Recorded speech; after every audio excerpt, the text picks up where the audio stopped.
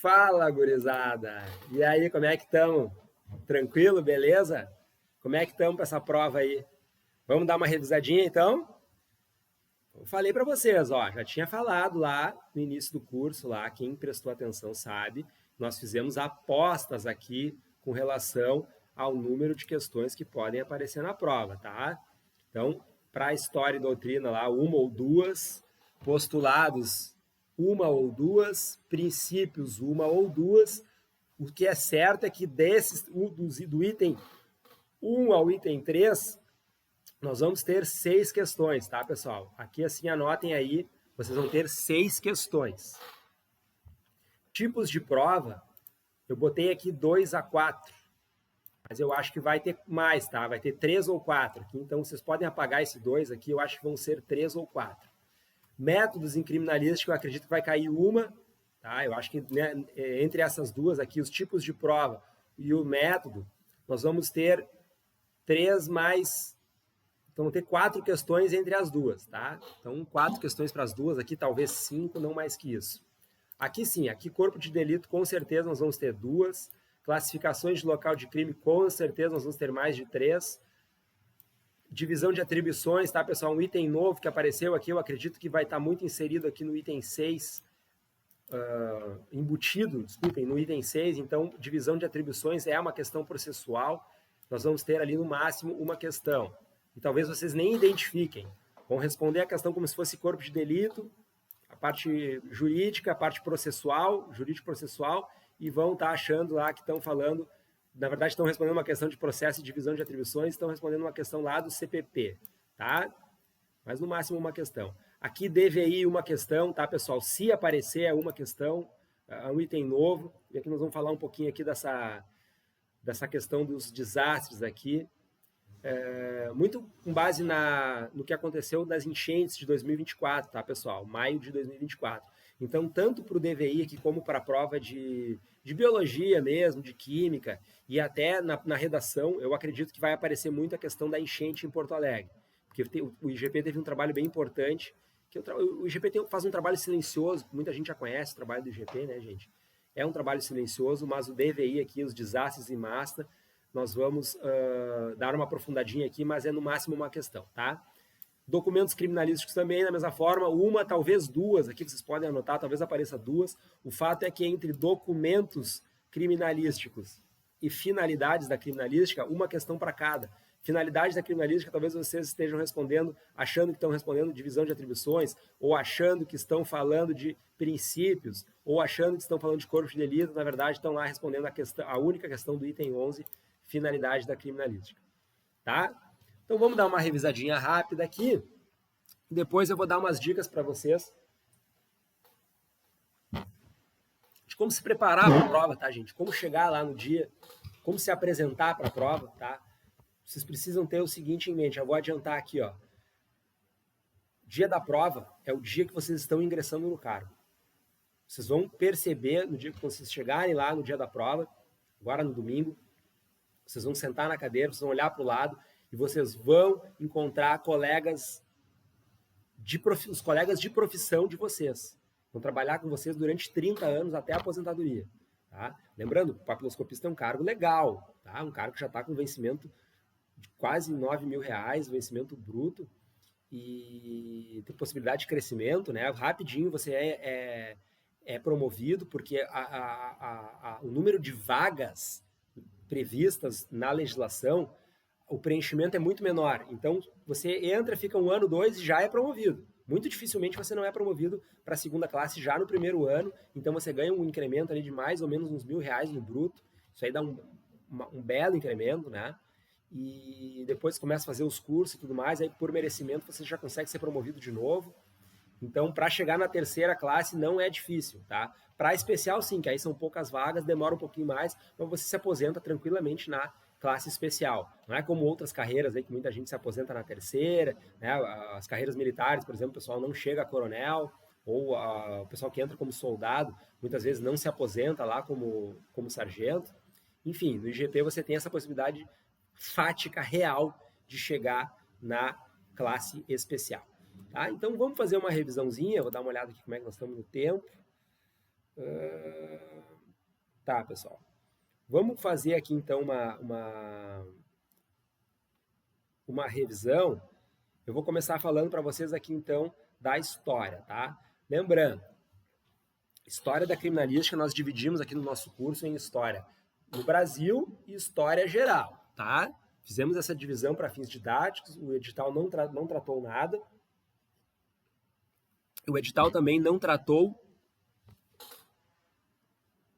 da própria doutrina, tá? Da própria literatura. Então, nós não temos uma base. Eu não sei se ele está trabalhando com a criminalística moderna, pós-moderna, criminalística preventiva, criminalística dinâmica ou até mesmo a estática, tá? Então, nós temos lá as divisões. Eu fiz uma divisão por conta e risco para vocês aqui, já apostando que o edital, até pela configuração do edital, ele vai se mostrando uma prova muito tradicional, tá? Muito parecida com a que eu realizei lá em 2008 para perito, certo? Eu lembro os colegas que prestaram o concurso para papiloscopista, a prova foi no mesmo dia, você só podia se inscrever ou num ou em outro. Eu era bacharel em Direito, né? Sou bacharel em Direito, eu pensei, faço para PAP ou faço para perito? Qual será que é o mais fácil? Quando a gente está fazendo concurso, a gente não pensa muito, não, vou fazer o mais difícil, estou preparado. A gente quer passar, né, pessoal? Quem tem humildade sempre pensa assim. Eu acabei optando por fazer perito, graças a Deus eu me dei bem, e hoje em dia não teria condições de entrar no cargo com o curso de Direito, porque não há mais a realização da prova que abrange todas as todos os cursos superiores, todos os tipos de curso superior. Hoje em dia o curso é feito é dividido por áreas, e a área 18 para perito lá, que o requisito é qualquer nível superior, esse concurso não aconteceu mais, certo? Papiloscopista é sempre qualquer, não é dividido por áreas, é sempre qualquer nível superior. Claro, ele tá um posto abaixo na hierarquia do IGP, se vocês estudaram lá também na parte de legislação específica. O cargo de perito ele está acima do de papiloscopista. O papiloscopista é um degrau abaixo, mas é nível superior, e é qualquer nível superior, então ele tem uma interdisciplinaridade, uma multidisciplinaridade na prova, e é isso que eu também quero que os senhores entendam. Quando vocês sentarem lá domingo para fazer a prova, vocês estão diante de profissionais de todas as áreas. Então, por mais que o teu concorrente, por exemplo, você é formado em administração de empresas, seu concorrente ele é formado em direito, cada um de vocês vai ter uma vantagem e uma desvantagem. E outra, colega ali formado em biologia vai fazer a prova, mas estudou na universidade privada. Você estudou história, mas fez na pública, você tem uma facilidade de passar num concurso vestibular, que é um concurso público, muito mais acirrado. Então, você teve que ter um score mínimo para passar nesse tipo de prova. Então, acredito que essa prova do concurso para as áreas periciais aqui nos últimos anos tem sido assim. Ela se mostra muito um vestibularzão, uma prova de Enem, porque o edital é muito variado e vocês vão ter uma infinidade de disciplinas e de ciências para estudar, e cada um tem as suas fraquezas e as suas habilidades. Então, acredite no seu potencial, nas suas habilidades, esqueça as fraquezas, tenta melhorar nisso, né? Claro, agora nós estamos uma semana da prova, mas é assim que a gente evolui, tá? Esquece, o colega é formado em Direito, lá fez mestrado, doutorado, não interessa. Quanto mais ele se especificou numa coisa, mais ele fugiu do todo. Tem a prova de inglês, tem a prova de português, enfim, nós vamos olhar ali depois como encarar essa prova melhor. E a redação também, com textos aí de doutrina de criminalística, como eu indiquei para os senhores aqui, eu acredito que vocês estão bem amparados para enfrentar essa prova, certo? Então vamos lá, na história aqui nós vamos ter dois autores se destacando, tá? Domingos Toqueto, foi perito aqui do IGP do Rio Grande do Sul, e Heraldo Rabelo, certo? Domingos Toqueto, historiador, história natural, bacharel em Direito. Heraldo Rabelo, mais formado para ciências duras, certo? Gente, opa, o que abriu aqui? Gente, Domingos Toqueto vai falar lá do crime da identidade. O Domingos Toqueto é mais antigo, tá? O Heraldo Rabelo fala aqui dos vestígios materiais extrínsecos, quando estiver falando do conceito de criminalística. Essas duas doutrinas aqui, elas são as doutrinas brasileiras, certo? Então, quando nós falarmos de doutrina brasileira, lembrem Domingos Toqueto, Heraldo Rabelo. Aqui o conceito mais voltado para o crime material, o homicídio, os crimes contra a vida. O Heraldo Rabelo vai ampliar um pouco mais, já vai trazer aqui os elementos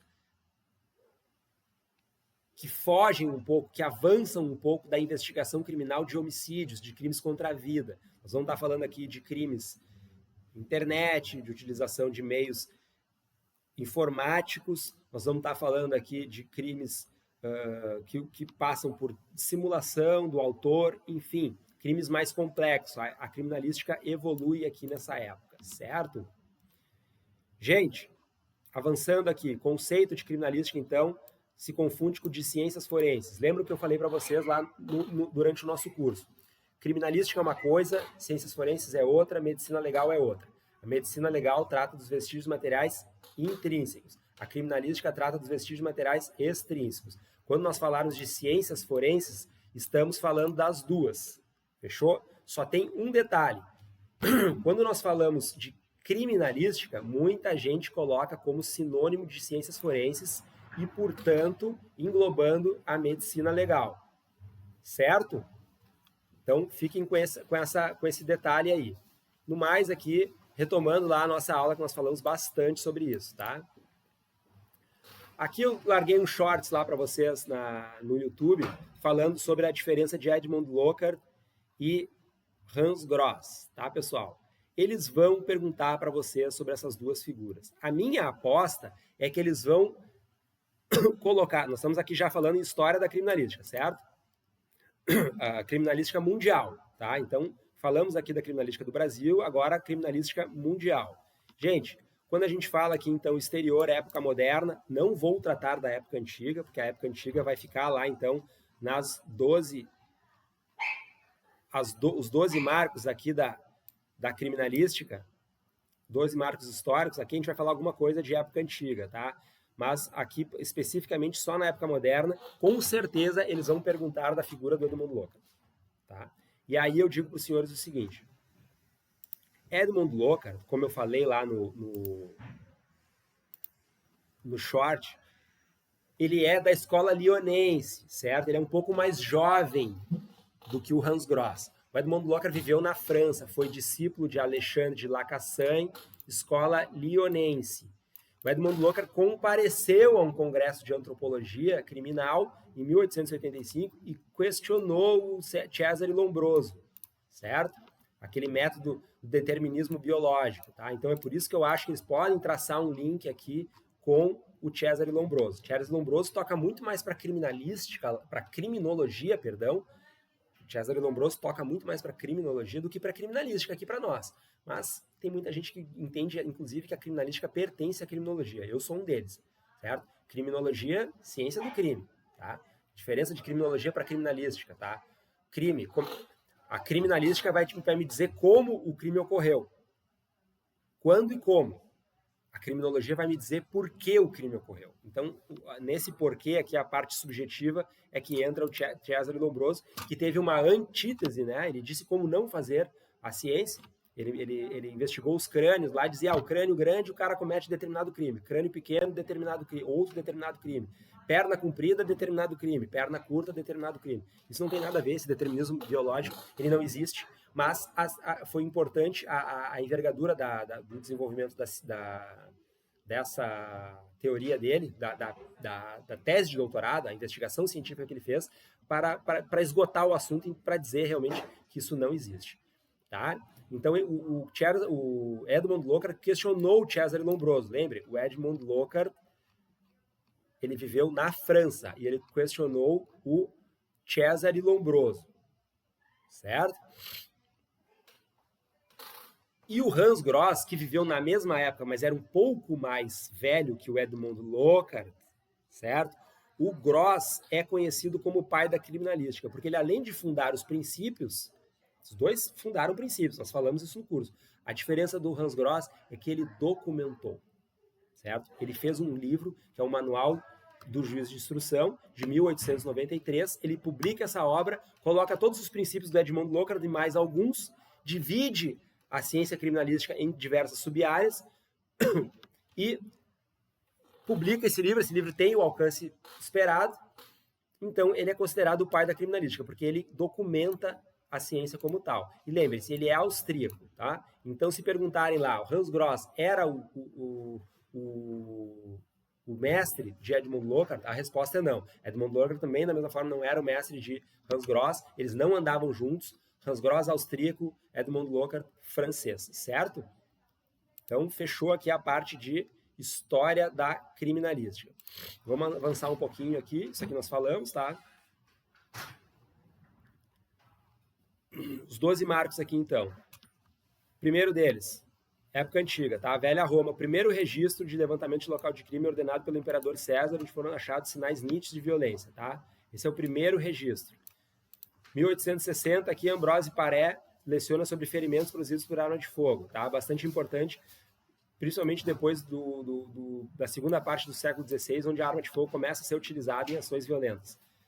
1563, Portugal, da mesma forma, João de Barros e os contratos de papiloscopia. Lembrem aqui, pessoal, eles vão perguntar para vocês sobre a história da criminalística e vão tentar associar de alguma forma com a papiloscopia. Tá? Lá nos primórdios do século XVI, quando Portugal começou a transacionar com a China, eles não se entendiam direito para fins linguísticos. Então, a lavratura dos contratos ela era feita em inglês, em português e em chinês. Para garantir que a assinatura do contrato não seria feita de forma falsa, era coletada a impressão digital, a papiloscopia nos contratos de compra e venda com os chineses. Isso garantia a fidedignidade para que os contratos, então, fossem celebrados de maneira regular juridicamente, certo? Então, 1563 em Portugal, João de Barros, guardem esse nome aqui, pode aparecer na prova de vocês, tá? Depois, 1651, Paulo Zaquias publica o Questões Médicas lá. Esse Paulo Zaquias é considerado o pai da medicina legal. Acredito que para nós não vai aparecer, porque o edital não pediu nada, certo? Com relação à medicina legal. O quinto marco aqui é o próprio Cesare Lombroso, o sistema antropométrico de identificação humana. 1866, em Chicago, Alan Pilkington cria a fotografia forense, certo? Então, a partir de 1864 aqui, nós já começamos a falar em uma época moderna. 1866, a foto forense. 1891, Juan Vucevich cria a iconofalangometria. Eu recomendo para vocês estudarem aqui o Juan Vucevich, um pouco a história dele, porque, enfim, vocês estão fazendo concurso para papiloscopista, e ainda que na prova de criminalística não apareça nada, lá na prova de redação, na prova de inglês, pode aparecer algum texto aqui relacionado ao Juan Vucevich, certo? Ele é um argentino e criou esse método aqui da iconofalangometria, ou seja, a identificação por impressão digital para fins criminais, para fins civis. 1892, na Áustria, então, como nós falamos, Hans Gross funda a criminalística. 1933, criação do FBI. 49, criação da datação por carbono 14, lá para a arqueologia forense. 72, Hounsfield, a criação da tomografia computadorizada. Isso aqui vai revolucionar os estudos em necropsia e em necropapiloscopia também. Em 1980, nos Estados Unidos, surge o DNA como forma de identificação humana e o DNA ele revoluciona de vez, então, a identificação humana, certo? Esses são os 12 marcos. Vamos passar aqui para a parte da criminalística pós-moderna. Gente, criminalística pós-moderna, ela é dividida em criminalística estática, dinâmica e preventiva, certo? Estática é aquela, ver e repetir. Dinâmica, ver, repetir e interpretar. Lembre lá do artigo 473 do novo Código de Processo Civil, onde o perito pode, inclusive, diligenciar sozinho em busca da verdade. Então, ele pode inquirir testemunhas, ele pode fazer requerimentos, ele pode, inclusive, realizar novos exames periciais, tudo em nome da busca da verdade, certo? Essa é a criminalística dinâmica, ver, repetir, interpretar. E a criminalística preventiva, que nós vivemos hoje em dia, é a inteligência pericial, ou seja, as informações coletadas pelas equipes de perícia são utilizadas para prevenção. E o exemplo clássico lá são os acidentes de trabalho, os acidentes de trânsito. Os laudos periciais são utilizados para a elaboração de políticas públicas na prevenção de acidentes de trânsito e acidentes de trabalho. Certo? Avançando aqui, pessoal, postulados. o que eu recomendo para vocês? Decorarem assim, ó. Princípio e postulado. Qual é a diferença? O princípio diz lá, princípio da identidade. Princípio das trocas. Postulado. Todo contato deixa uma marca. Esse princípio é de Edmund Lockhart, tá? Então, o princípio é o vetor para a criação das normas. O postulado é a sabedoria que está implícita no princípio, certo? Então, deixei alguns exemplos para vocês aqui. A materialidade do crime se prova por vestígios, princípio da identidade, não há vestígios sem origem, princípio da identidade, todo contato deixa uma marca, princípio das trocas, e enfim, certo? Princípio da cadeia de custódia. Não acredito que o avaliador vai perguntar para vocês aqui, fazer tipo assim, ligue as frases aqui, qual postulado pertence a qual princípio. Ele vai querer saber se vocês sabem qual é a grande diferença. Ele vai botar um postulado e vai chamar de princípio. Vai botar um princípio, vai chamar de postulado, vai dizer que é a mesma coisa, enfim. Não acredito que ele vai tentar casar aqui uma coisa com a outra. Se por acaso ele tentar esmiuçar, vocês vão ter estudado e aí não vai fazer muita diferença, você sabe a diferença entre postulado e princípio. O mais importante é saber o conteúdo, certo? Eu sugiro fazer os dois, né? Saber a diferença e também avançar no conteúdo. Com relação aos princípios aqui, tá, pessoal? Eu falei para vocês que nós podemos tratar todo o edital através de princípios, certo? Então, ele vai poder fazer perguntas de balística, fazer perguntas de medicina legal, fazer perguntas de DNA, tudo através dos princípios da criminalística. É muito, muito amplo, certo? Então, eu sugiro para os senhores olhar cada um deles, dar uma pesquisada aí nas inteligências artificiais, ver o que elas vão retornar para vocês, tentar ir jogando com as palavras e entender os princípios da criminalística, não como um todo, né? Até porque isso é impossível. Nós mesmos aqui trabalhamos há mais de uma década com isso, não dominamos aqui os princípios. Mas o mais importante é saber os princípios de Hans Gross, de Edmund Lockhart, certo? Então, deixei vários para vocês aqui como exemplo, tá? Saber aqui, pessoal, item 4 agora, tá? Tipos de prova. Lembrem, a origem das provas, o edital botou lá tipos de provas. Isso aqui pouca gente sabe, tá, gente? Tá lá no Código Civil os tipos de prova. Confissão, documento, testemunha, presunção e perícia. São 5 tipos de provas que existem no direito brasileiro. Tá? O Código Civil é a lei, ela tá apenas abaixo da Constituição. É a base para toda a legislação, certo? Dá para dizer que o Código Civil possui muitos princípios, dos quais derivam aí as outras normas, inclusive do direito penal, certo? Existe um princípio chamado princípio da consunção, certo? Da aplicação subsidiária do Código das leis civis à legislação penal quando for cabível. E uma delas é aqui a parte da perícia, tá? Então nós temos aqui esses 5 tipos de provas, entre elas a quinta aqui, a perícia, certo? Lá no CPC, no NCPC, novo CPC, ele vai dizer lá então que a perícia, por sua vez, é um exame, vistoria ou avaliação, tá? Então só existe 3 tipos de perícia: exame, vistoria ou avaliação. E aí eu já vou adiantar para vocês, quando for um exame, nós vamos estar tratando de um laudo pericial.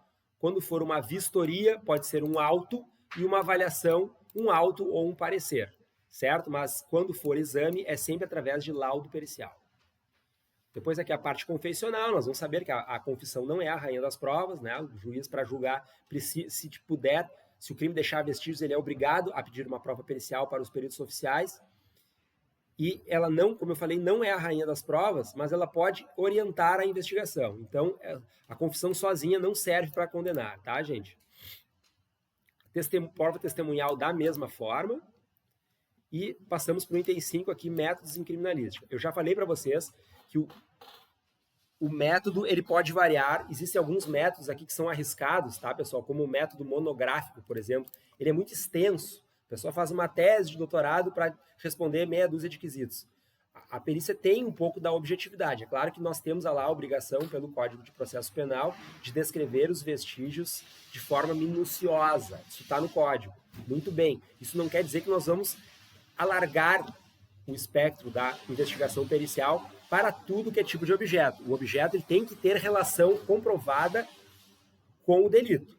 Então, é um binômio objetividade versus minuciosidade, certo? Então, eu acredito que a mescla dos métodos é o que vai importar aqui para nós. A papiloscopia trabalha muito com o método observacional, certo? Você tem um padrão, você tem um fragmento de impressão digital questionado, você compara com o padrão e diz, trata-se dessa pessoa, não se trata. Você tem lá o sistema de coleta de impressões digitais da identificação civil das pessoas, né, que é a carteira de identidade civil, e você tem uma impressão digital coletada em um local suspeito. Se der match nessa comparação, método observacional, nós temos a identificação do suspeito, certo?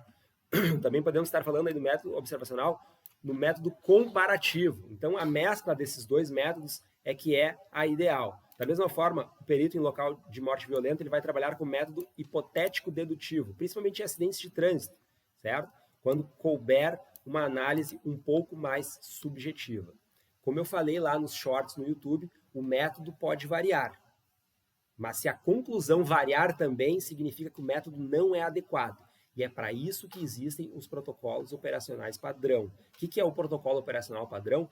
É uma recomendação, não é uma lei, ou seja, não tem força normativa de lei, como é, por exemplo, a cadeia de custódia, que hoje está no Código de Processo Penal, no artigo 158.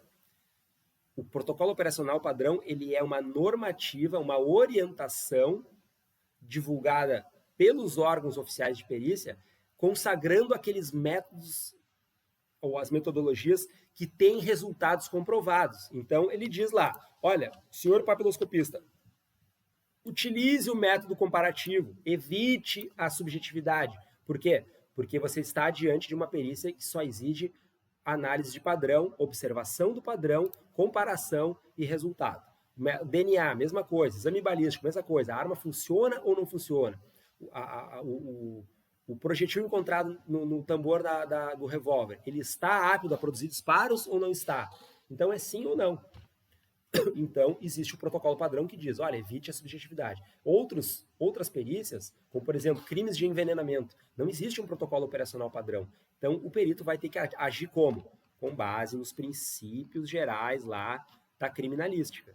Com base nos princípios gerais, nós vamos realizar deduções, criar hipóteses e trabalhar num campo subjetivo, justamente porque eu não tenho aquela positivação do procedimento. Fechou? Vamos ver aqui. Certo. Pessoal, no mais aqui, corpo de delito aqui é a parte do CPP, isso aqui a gente conversou bastante, tá? Acredito que vocês já dominam essa parte, quem está estudando para concurso para perícia aqui, classificação de crime, o local interno, externo, imediato relacionado, nós falamos bastante sobre isso, né? O imediato é onde está o principal vestígio, o mediato é o caminho do crime, né? O intercrimes lá, onde a pessoa vai deixando o rastro, e o relacionado não pode ser considerado como local de crime, ele precisa de um mandado de busca e apreensão para ser periciado. Certo? Isso aqui nós falamos bastante durante o curso e falamos bastante aqui do isolamento, tá, gente? Preservação e isolamento, a cadeia de custódia não começa com a perícia, a cadeia de custódia começa lá com o policial, o primeiro que chega, a primeira autoridade tem conhecimento do crime, ele isola e chama a perícia. A perícia vem, constata as condições de preservação e isolamento, anota tudo para depois colocar no laudo pericial, faz a perícia e vai embora. E aí depois o desfazimento, a desisolação do local fica a cargo também da autoridade policial. E aí a cadeia de custódia dos vestígios vai tramitar lá no órgão pericial, né, o armazenamento, o traslado, depois a análise, observação, interpretação, descarte dos vestígios, isso vai ficar tudo lá com base a cargo do órgão pericial e a pedido da autoridade policial, certo? No mais, nós deixamos aqui, ó, falando de preservação e isolamento. Pessoal, aqui para finalizar, tá? Nós vamos falar aqui um pouco do DVI, tá? Que é os desastres em massa, identificação de pessoas em desastre em massa. Quero lembrar para os senhores que os desastres em massa, eles podem ser de várias espécies. Por exemplo, acidentes aéreos, nós tivemos um ano passado aqui em Gramado com um avião, o IGP deslocou equipes multidisciplinares para atender esse local. Nós tivemos as enchentes no ano passado, apesar de ter tido poucas mortes, teve bastante identificação de pessoas que perderam as carteiras de identidade, então não foi uma identificação de morte, mas sim de perda de documento.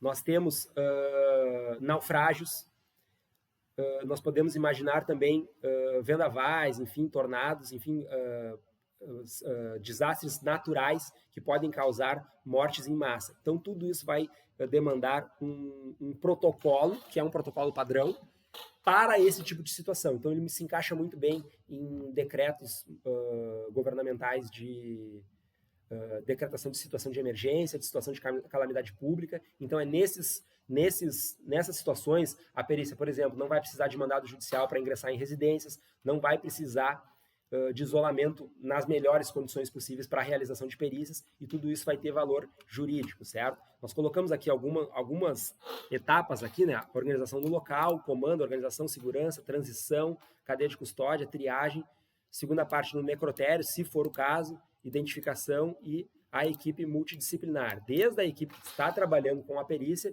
com as equipes de resgate e as equipes de assistência social que estão trabalhando no local junto para dar amparo aos familiares das vítimas, certo?